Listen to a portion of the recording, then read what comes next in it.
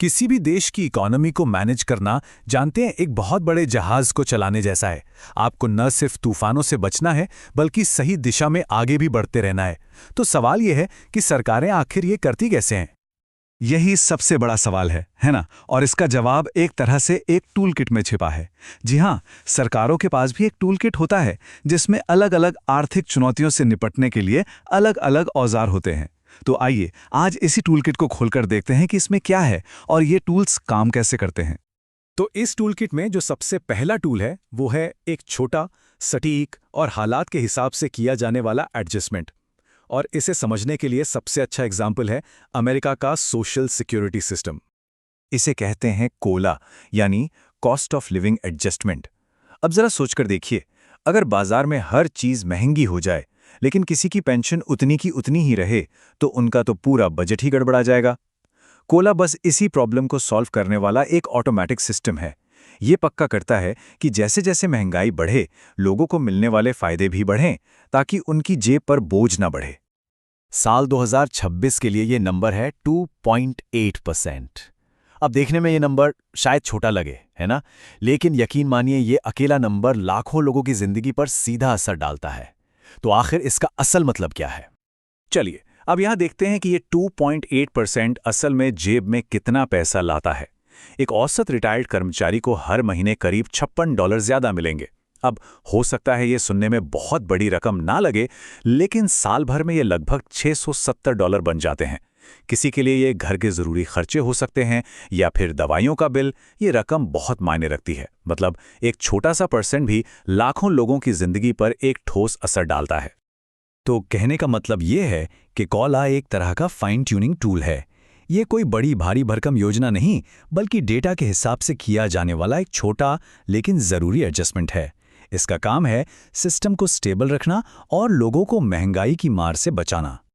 तो ये तो हुई छोटी मोटी ट्यूनिंग की बात, जो इकोनॉमी को स्थिर रखने के लिए ज़रूरी है। लेकिन सरकारें सिर्फ सिस्टम को बनाए रखने का काम नहीं करती, वो भविष्य बनाती भी हैं। और इसके लिए चाहिए एक बड़ा एम्बिशियस ब्लूप्रिंट। इसका एक ज़बरदस्त उदाहरण देखने के लिए चलिए भारत के यूनियन बजट पर एक नज़र डालते हैं। बजट की समरी से ली गई ये लाइन साफ बताती है कि इस टूल का अंदाज कितना महत्वाकांक्षी है। यहाँ बात सिर्फ मौजूदा हालात संभालने की नहीं है, बल्कि भविष्य को एक मजबूत आकार देने की है। और ये सिर्फ बातें नहीं हैं, सरकार सच में बहुत बड़ा निवेश कर रही है।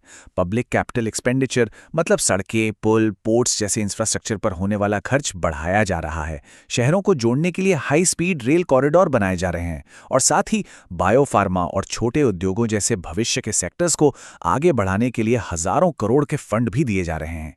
ये सब मिलकर एक ही तस्वीर बनाते हैं, भविष्य के लिए एक मजबूत इकोनॉमी तैयार करना।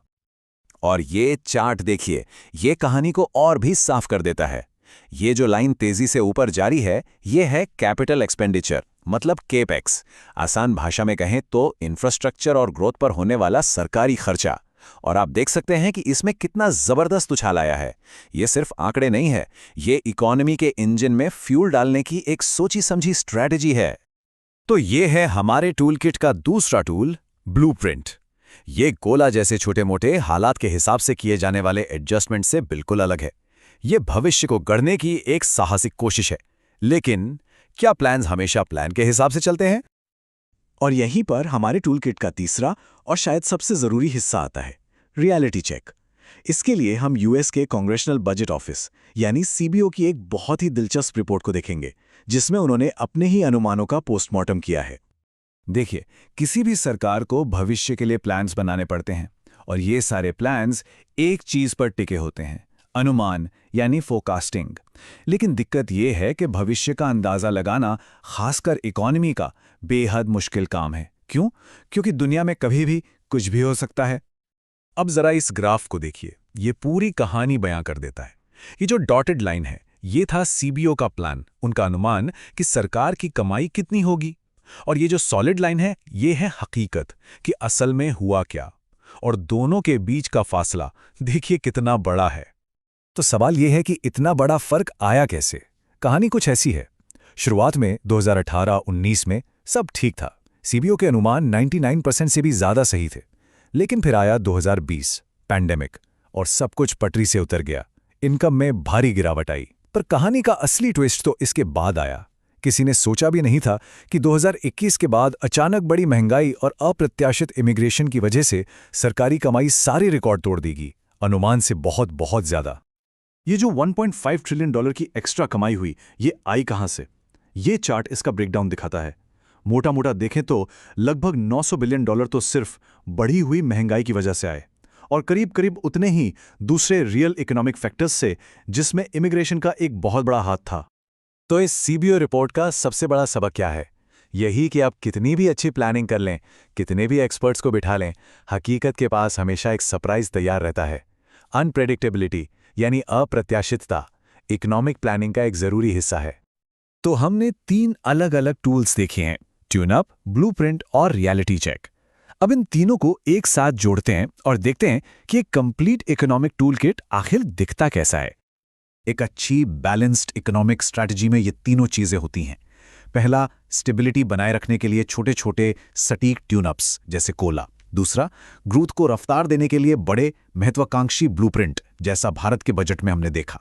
और तीसरा और सबसे जरूरी, रियलिटी चेक, मतलब इस बात को मानना कि प्लान्स को बदलती दुनिया के हिसाब से बदलना ही पड़ेगा। और ये सब हमें एक आखिरी और बहुत जरूरी सवाल पर लाकर छोड़ता है। आज की इस दुनिया में जहां हर मोड़ पर एक नया सरप्राइज खड़ा है, ज्यादा जरूरी क्या है?